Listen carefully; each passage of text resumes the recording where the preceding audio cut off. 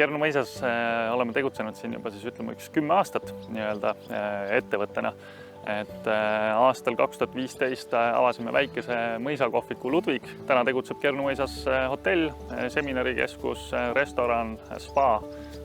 Maad on meil siin 64 hektarit, nii-öelda tööpõli on suur ja lai ja suvel on teatrietendused siinsamas mõisaküünis, nii et on mida teha. Kõige suuremad väljakutsed on ikkagi selles suhtes finantsilised, et suur ajalooline mõisahoone, mis on ühelt poolt muinsuskaitse all, et seal ei saa kasutada kõiki tänapäevaseid meetmeid, et ei saa ehitada küprokseinasid, mida on võimalik soojustada seal villaga, et teha maja nii-öelda energiatõhusaks.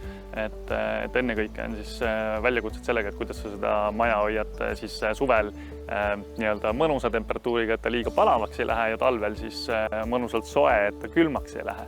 Et valdavalt on meil kõik aknad uksed on restaureeritud originaalid, et need ei ole ka võrreldavad tänapäeva pakettakendega, mis oleksid palju nii-öelda energiatõhusamad ja säästlikumad.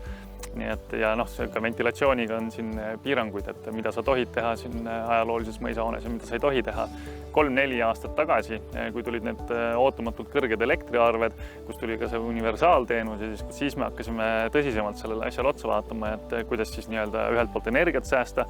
Vaatasime, et ega me väga palju seda energiat säästa ei saa, kuna külalised tulevad ju meile nii-öelda kellaajast hoolimata selles suhtes, et elektrit tarbitakse kõige rohkem ikkagi tippaegadel, kus elektri hind on ka kõige kõrgem. Nii et sealt me jõudsime lõpuks päikesepaneelidele. See oli 2023. aastal, kui Eesti Kaubandus-Tööstuskoda saatis välja üleskutse, et on võimalus saada professionaalset nõustamist ja abi energiatõhususe hindamiseks ettevõtetes. Saime kokku, saime konsultatsiooni, saime teada, et mida me saame teha, mida me ei saa teha, et kuna piirangud on meil siin muinsuskaitse poolt on peal. Konsultatsioonis on olemas ka projektijuhid, kes aitavad ja nõustavad selle kõigega, et lõpuks sai ka see paberimajandus nii-öelda tehtud ja korda.